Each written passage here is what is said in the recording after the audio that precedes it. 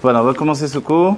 Tafrechen Ben du Rabbi Rachab. Après, on fera des sorties à droite à gauche, selon les sujets qui sont demandés, etc.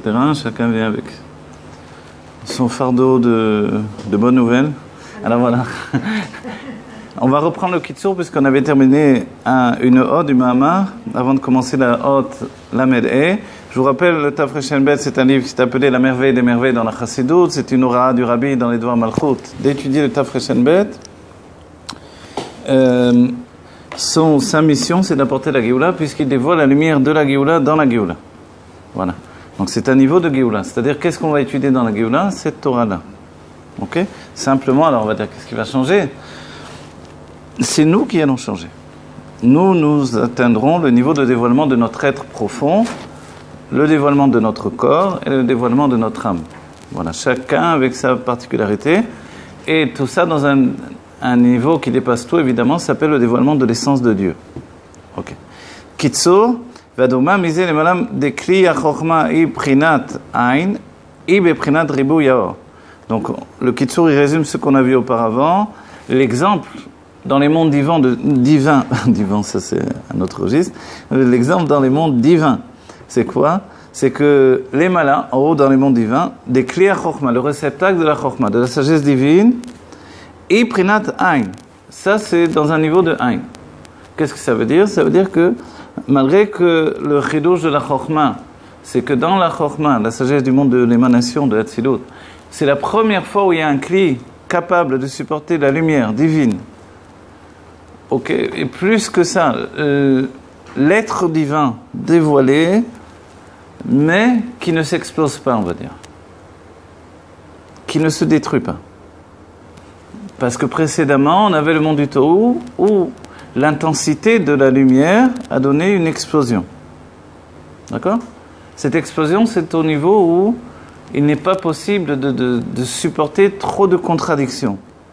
Vous voyez ce que je vous dis là? Or, le divin, il est fait de nosé afachim. Il réunit des contraires. Mais quand on est d'un bloc dans la vie, on n'arrive pas à supporter les contradictions. Plus on élargit son réceptacle intellectuel par l'étude approfondie, donc une étude qui est obligée d'être intellectuelle, et l'étude du divin, où notre âme intellectuelle devient un outil pour le dévoilement de l'intellect de l'âme divine, à ce moment-là, on commence à avoir de véritables mochin de gadlut.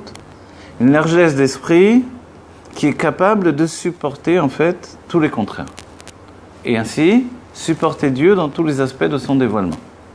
Ok? Parce que Dieu se dévoile dans une infinité de dimensions, infinies, lesquelles, évidemment, n'apparaissent pas comme une réalité dans notre, on va dire, dimension de la réalité à nous. Notre dimension de la réalité, elle aussi, dans plusieurs aspects. Mais ces aspects sont voilés. Puisque le Olam, c'est l'étymologie de Elem, le voile. Donc en réalité, ce monde, ce qu'il a de particulier, c'est qu'il voile tout. Le monde de Hatzilut, ce qu'il a de particulier, c'est qu'il voile en dévoilant. Le nôtre voile en masquant. Le premier voile qui va dévoiler véritablement et supporter l'intensité de la lumière et de l'être divin amené à l'état d'émanation.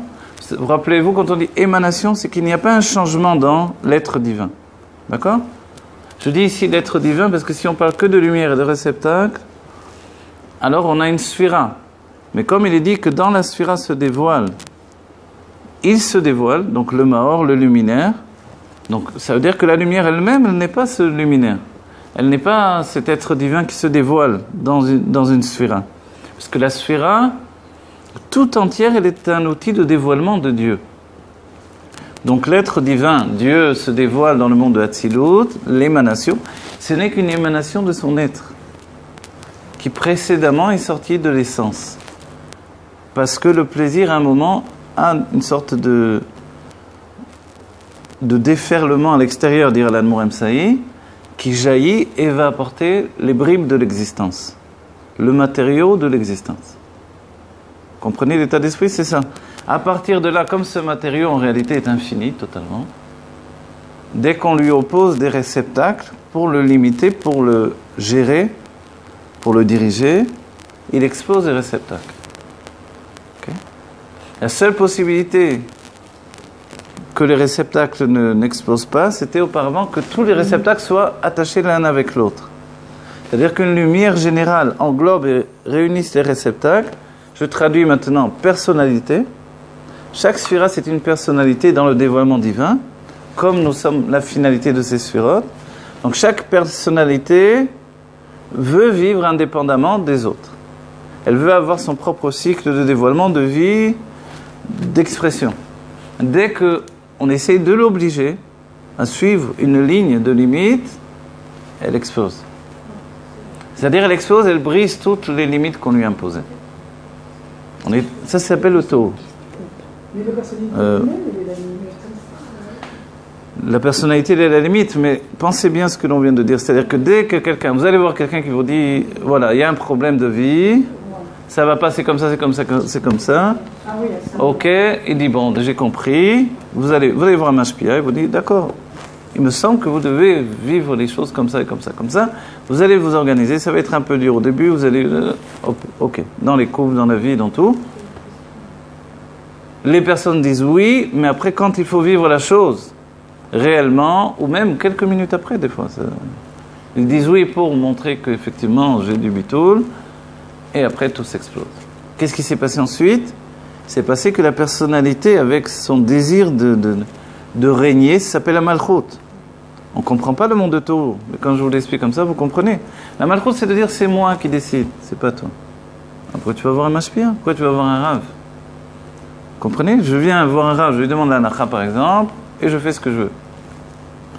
Écoute, c'était mieux que tu n'ailles pas voir le rave, dans ce cas-là. Comprenez?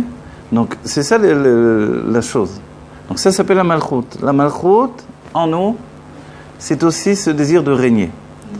Mais il a fallu le monde de Hatzilut pour que la malchoute atteigne un niveau de bitoul, de soumission qui provient de la chokhmah. La sagesse, Abba et Assad Brata, le père, il va entraîner dans le dévoilement de la fille. La fille, c'est l'expression. Le père, c'est le commencement de l'inconscient qui se limite. Le père va entraîner une possibilité de soumission, d'intégration en fait, d'intégration de cette soumission innée à ceux qui le dépassent. Je dis bien à ceux qui le dépassent. D'accord?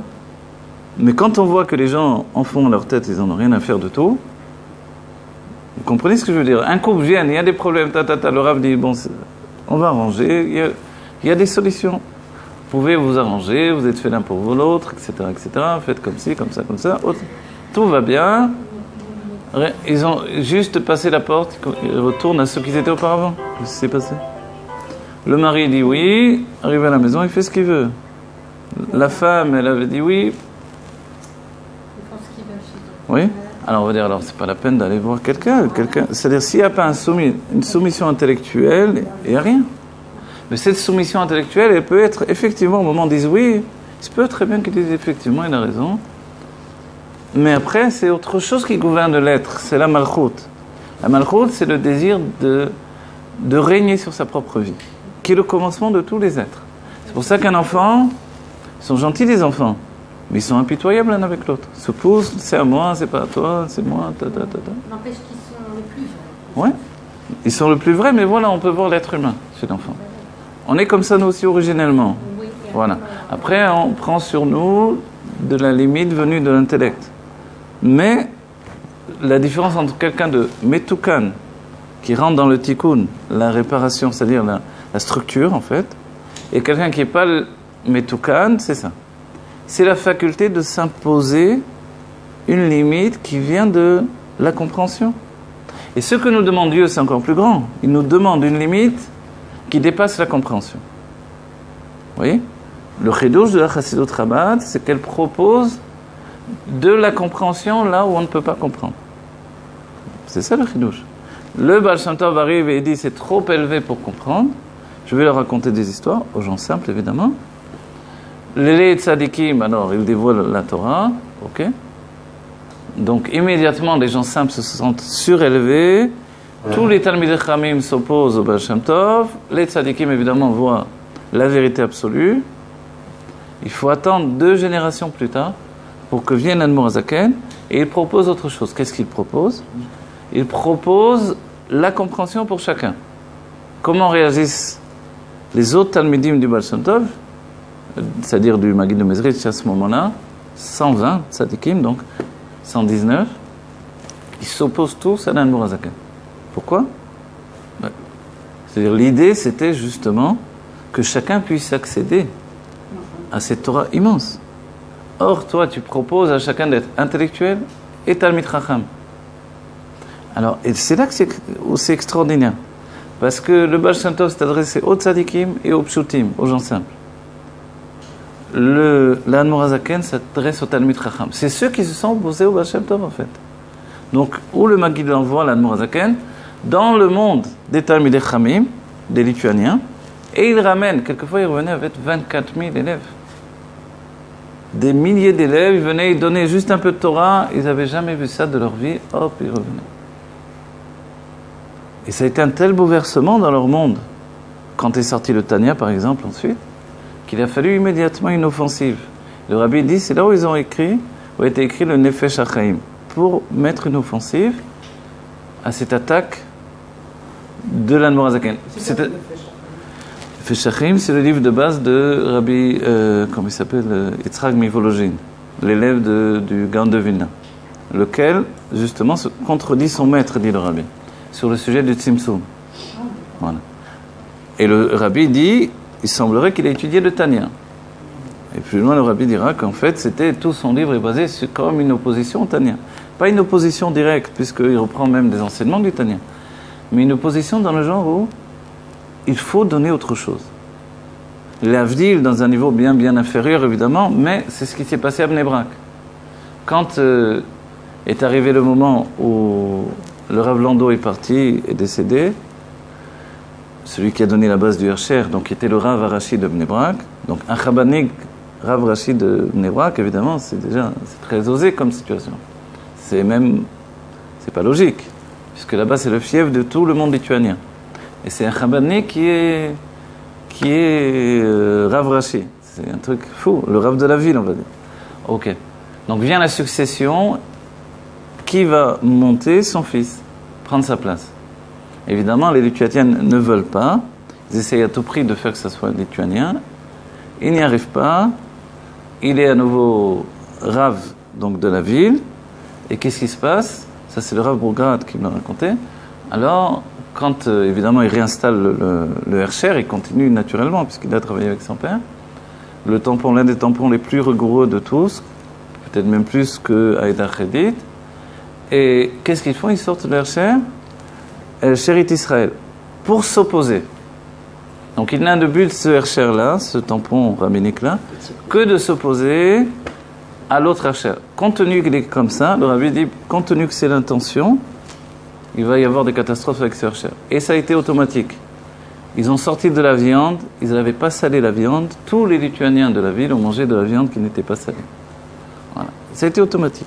Parce que l'intention d'un Hersher doit être de les Akot et Am Israël. Ils l'ont su par la suite. Mais bien sûr, ils se sont rendus compte. Donc, ce n'est pas un Hersher sur lequel on peut se fier d'après le rabbi. Pourquoi? Parce que son intention, elle n'est pas cachée. L'intention d'un Hersher, d'un tampon rabbinique, ça doit être que les gens mangent kasher. Pas que de s'opposer à un autre Hersher. Alors là, c'est de la politique, c'est plus de la loi de Torah. Voilà. Donc vous comprenez? Donc ici, dans chaque moment de notre vie, on est en correspondance avec des situations comme celle-là. Voilà. Il faut dire la vérité, sans dire... Les gens, souvent, ils se trompent, ils font des erreurs. L'Admour Hazaken a dit que dans les Lituaniens, il y avait des gens très très bien, des vrais Talmidei Chachamim, malgré qu'ils s'opposaient à la Chassidoute, etc. C'était pas des voyous, c'est qu'ils se trompaient. Et ils pensaient qu'ils faisaient bien. Et les grands Talmidei Chachamim ont changé, se sont transformés. Certains sont même devenus des Chabanikim finalement, parce qu'ils se sont attachés à l'Admour Hazaken et à la vérité de Dieu. Vous voyez? Quand on a demandé à Baba Saleh, par exemple, puisque je dis le sujet, je le dis jusqu'au bout, on lui a demandé, est-ce que il faut... vers qui on va aller, le Gaon de Vilna ou le Baal Shem Tov? Baba Saleh, il a dit, dans les tzadikim, il ne faut pas se mêler, mais si on me demande, moi, mon cœur, il est avec le Baal Shem Tov, évidemment. Et c'est normal. La Chassidut est là pour rétablir la continuité de ce qui avait été mis en avant par le monde de Sfarad également, surtout du côté marocain, on va dire, mais même les autres, évidemment les Tunisiens et les Algériens, c'est-à-dire l'étude du Zohar et de la Kabbalah, le respect des gens simples, le respect des parents, le respect des tzadikim, l'amour du tzadik même, tout ça c'est ce qui était la base du monde, en fait, qui vient de la Kabbalah, et qui a été dénaturé avec la rencontre avec le monde ashkénaze, en particulier en Eretz Israël, et qui fait que de cette raison-là, dira le Rabbi Rayatz, les Sfaradim ont également besoin d'étudier la Chassidut. Pourquoi ? Parce qu'ils ont perdu leur propre richesse. Voilà. Donc en fait, on ne peut pas tronquer les racines d'un être. Le monde Sfarad, il vient comme son nom l'indique, a priori, pratiquement, même si ce n'est pas exactement tout historiquement, mais il vient d'une racine espagnole, et en Espagne, c'était un endroit où tout le joyau de l'étude, c'était justement la Ptimut Torah, la Kabbalah. Donc le berceau de la Kabbalah, là où s'est dévoilé le Zohar également, parce que le Zohar était caché pendant des siècles, il est revenu ensuite, c'est justement en Espagne. Donc voilà, tout ça, notre héritage, on le retrouve aujourd'hui avec cette Torah-là qui a pour but de diffuser la Chassidut dans l'intellect. Donc si on comprend bien, les Talmidei Chachamim avaient été mis de côté. Quand on voit le Tanya, je crois que c'est le Tanya d'hier qui nous dit, ou d'avant-hier, qui nous dit, Dieu a fait qu'il y a deux sortes de personnes dans le monde. Les Talmidei Chachamim et ceux qui font des bonnes actions. D'accord ? Les Talmidei Chachamim, on va dire, mais qui sont ces gens-là alors ? C'est des gens qui sont des érudits dans l'étude de la Torah. Et les gens qui font des bonnes actions, ça ne veut pas dire qu'ils n'étudient pas la Torah, mais ils n'ont pas atteint le niveau d'érudit. Ce qui a été reproché à Admor HaZaken, c'est de donner une Torah en rapport avec les érudits. Et si on réfléchit bien, l'Admor HaZaken fait un travail exceptionnel et impossible, et pourtant ça s'est réalisé, faire de chaque juif un érudit dans l'intériorité de la Torah, en donnant énormément de kélim, de réceptacles dans le niglé de Torah, avec le Shulchan Aruch. Le Shulchan Aruch de l'Admor HaZaken, c'est le seul qui dit l'explication des halachot. Il donne les ta'amei mitzvot également, ta'amei halachot, le sens des halachot. Et d'une simplicité, on va dire, affolante, il traduit vraiment les choses les plus compliquées de la halakha pour nous donner d'y accéder, comme toujours chez l'Admor HaZaken, avec un omek, une profondeur exceptionnelle, et en même temps une étude d'un niveau incroyable. Vous voyez ? C'est-à-dire que l'Admor HaZaken ne fait pas faire une petite Torah pour nous donner d'être tranquillisés, c'est-à-dire il ne descend pas la Torah vers nous, son travail c'est toujours de nous élever vers la Torah. Donc c'est le parti pris de tous les Rebbeim, on élève le juif vers la Torah et on fait de chacun un Talmid Chacham. Souvent les derniers temps on a dit qu'il y a une particularité chez les femmes, même depuis du fait qu'elles n'ont pas fauté dans la faute du veau d'or, donc les femmes sont plus élevées que les hommes, on a souligné le dernier cours, et je veux souligner aujourd'hui dans quoi elles sont plus élevées que les hommes, tout simplement, parce qu'on peut se poser la question. La réponse est que même si elles se donnent à fond dans le monde spirituel, elles sont capables de rester attachées au monde matériel. Et de réussir dans les deux mondes à la fois. Le monde matériel et le monde spirituel à la fois. Or, pour les hommes, ce n'est pas aussi facile. Voilà. Les hommes sont ou spirituels ou matériels. Quand on nous demande le chilouv entre les deux, de faire les deux à la fois, c'est très difficile. Les chassidim le savaient bien.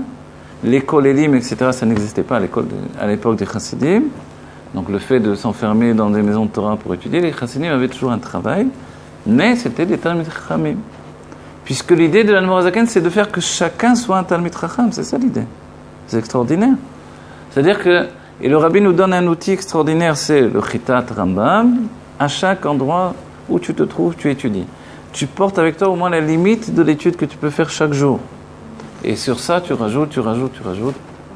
Avec une Masechet de Gemara par an, Beyoun, profondément étudiée, avec d'autres choses évidemment, etc. Tout ce que le Rabbi demande, le Torah, l'écouter Torah, et puis de connaître toutes les halachot de Shabbat, toutes les halachot de tout, etc.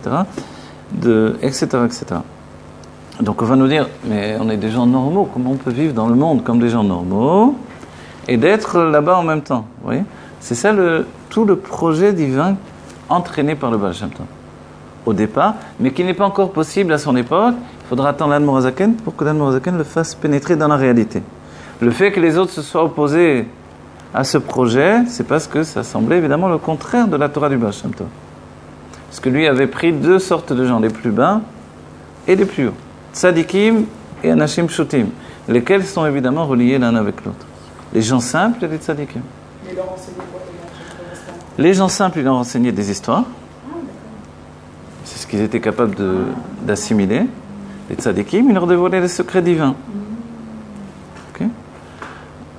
Quand vient l'Admorazaken, il attaque une autre sorte de personnes qui n'étaient pas touchées justement par le Baal Shem Tov. Ceux qui n'étaient pas encore des tzadikim a priori, puisque l'Admorazaken immédiatement il nous dit Alvaï Benoni, etc. C'est-à-dire le livre du Benoni, ça veut dire je ne viens pas toucher les tzadikim, je viens toucher les gens intermédiaires. C'est quoi les gens intermédiaires? C'est cette race de personnes qui sont appelées Talmidei Chamim, donc des gens qui ont une faculté intellectuelle, qui se trouvent ni en bas, qui n'est pas un Yehudi Pachout, qui n'est pas non plus un tzadik, et qui se trouve entre les deux.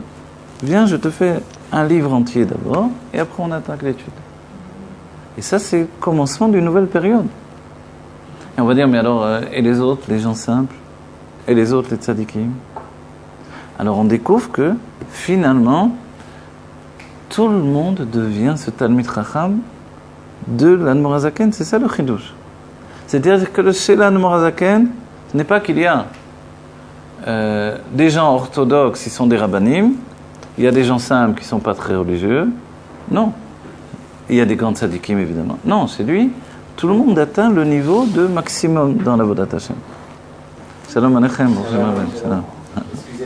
Je vous en prie.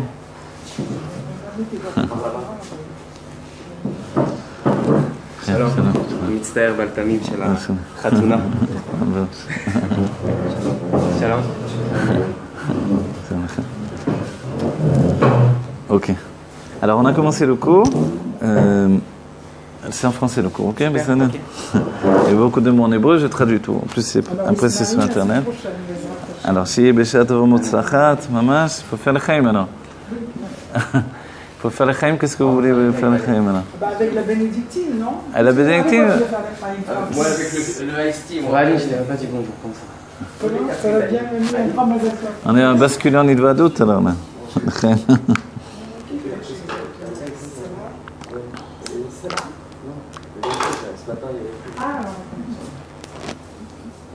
Alors, bénédictine, élite, vodka, ce que vous voulez. Okay, non, ça, c'est très sucré. Je connais, c'est voilà. le rabbi. Voilà, les rabbis, ils buvaient pas que ça, évidemment. Ça a l'air d'une boisson pour les femmes, il faut dire la vérité. Hein? Okay. Mais sinon, il y a du harag, là, je vois, il y a de la vodka. Voilà. Ah, tu peux conduire avec ça, Tommy? Ouais. Chaim les bracha. Voilà. Ok.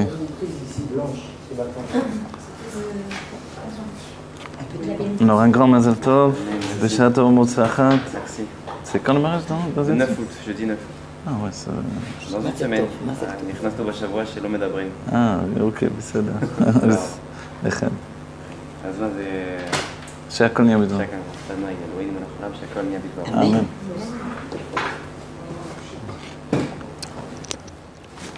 C'est clair? Ok. Alors je vais faire d'un... ouais. Amen. Alors peut-être qu'est-ce qu'on fait alors? Par rapport à ça, par rapport à vous, par rapport au fait que vous mariez dans une semaine? Abraham et Sarah. Abraham et Sarah? Ouais. Ah ouais, c'est beau ça. Ça rappelle quelqu'un, non?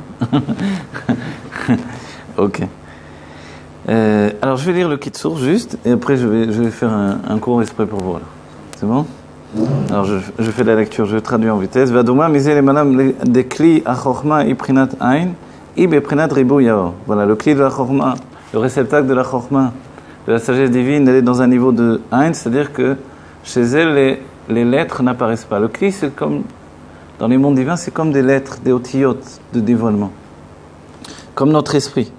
Dans la chorma, le côté droit du cerveau, s'habille la chorma, ce n'est pas une définition établie par un langage. C'est plutôt de l'ordre de la vision. On voit les choses. La chorma elle comprend les choses par la vision. Ça, c'est l'aspect masculin. La bina, dans le côté gauche du cerveau, alors, il nous dit que c'est le contraire. Au bina, prinat yesh, ib prinat miyut aor, ve mealemet alors a chorma.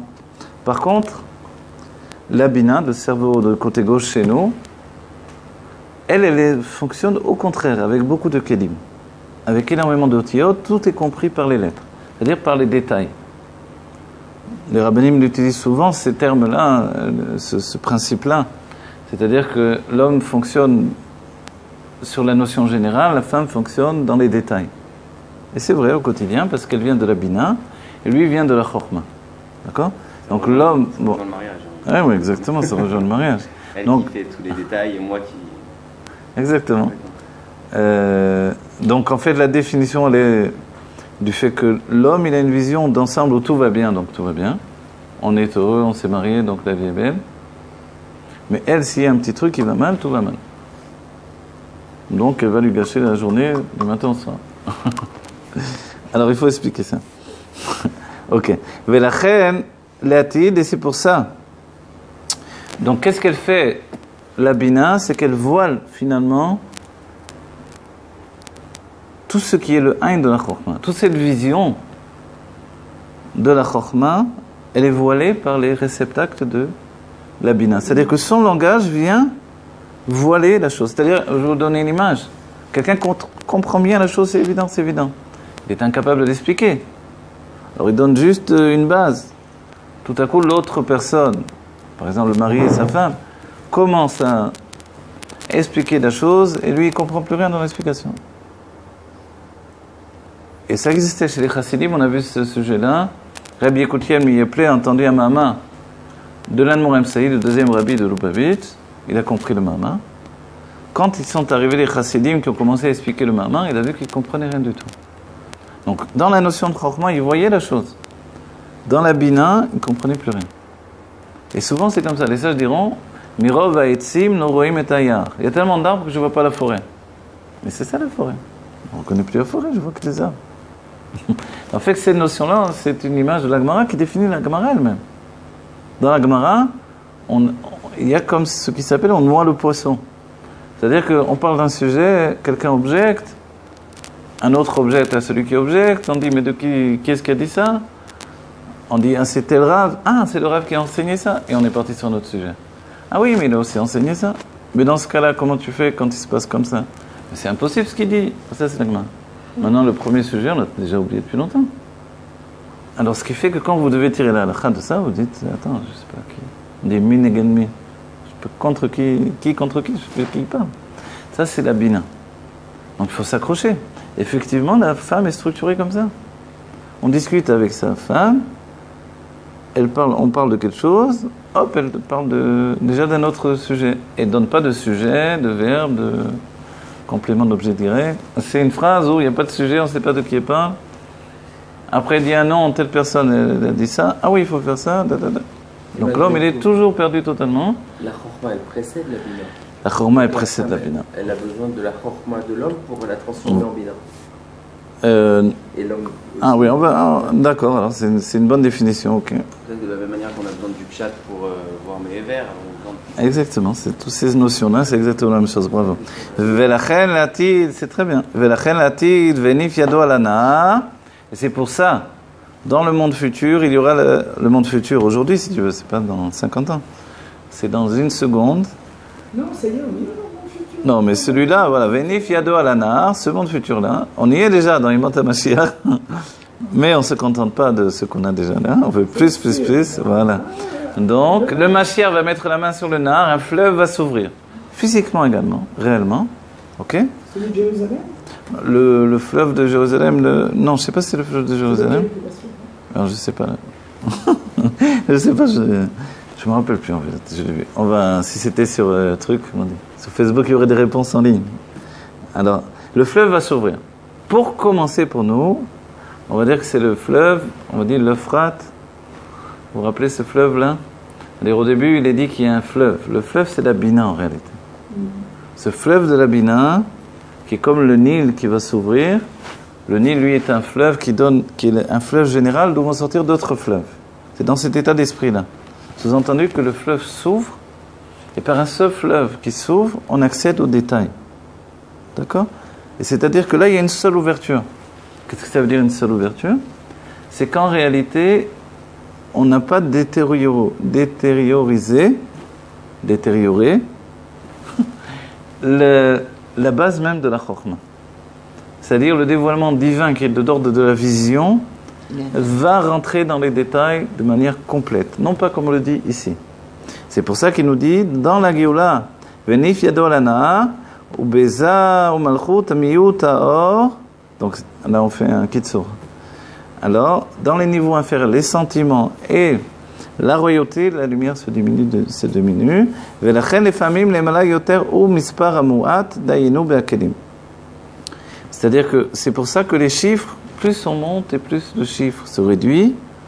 Ou les famim, les malam mispar meruba, et le contraire quelquefois.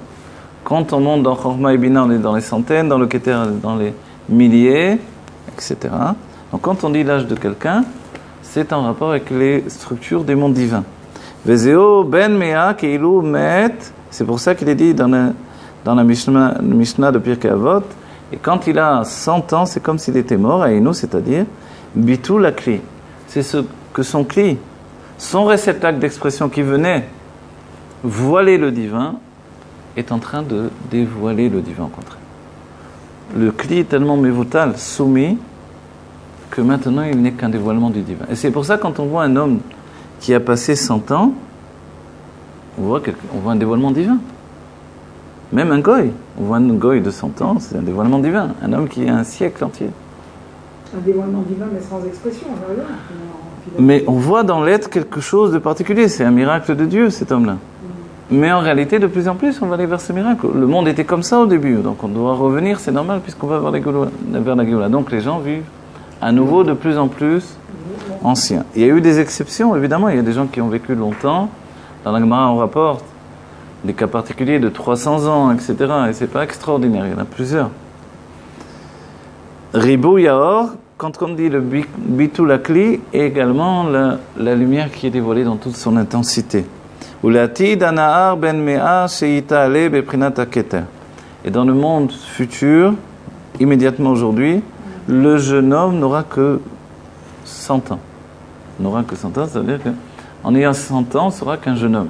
Par rapport à la longévité de notre vie éternelle de la Géoula. On vivra tous dans le niveau du Keter. Et le Keter, c'est que correspondance avec notre vie aujourd'hui, la correspondance, c'est l'inconscient. On vivra dans une notion d'intelligence dévoilée par l'inconscient, directement. Voilà. Alors, on a fait le Kitsur. Si vous ne comprenez pas tout, évidemment, c'est normal, puisque c'est un Kitsur, et qu'il vient pour conclure l'étude qu'on a fait auparavant.